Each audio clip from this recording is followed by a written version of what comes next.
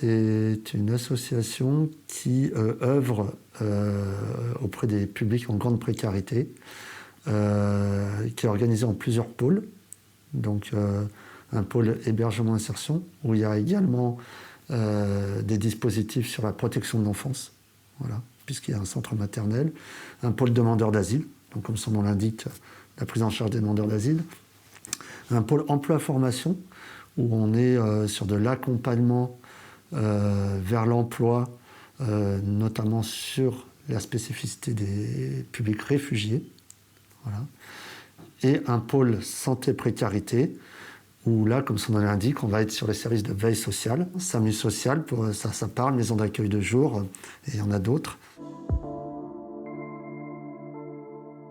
Moi, l'objectif, c'est que les personnes puissent avoir accès aux dispositifs de droit commun, voilà, comme vous et moi, et qu'ils puissent être autonomes.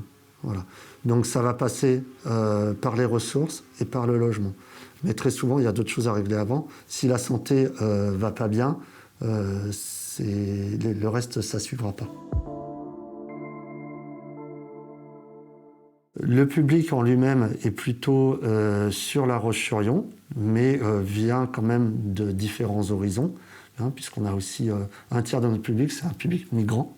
Chaque personne a son histoire, sa singularité, et j'allais dire au-delà des dispositifs qui existent, qui sont quand même des super outils, il y a la singularité de la prise en charge et de l'accompagnement dont il faut tenir compte. On a régulièrement, par exemple, on appelle ça des personnes très institutionnalisées. Dès leur enfance, ils sont allés en foyer de l'enfance, etc. À 18 ans, pas de solution, ils se retrouvent dehors.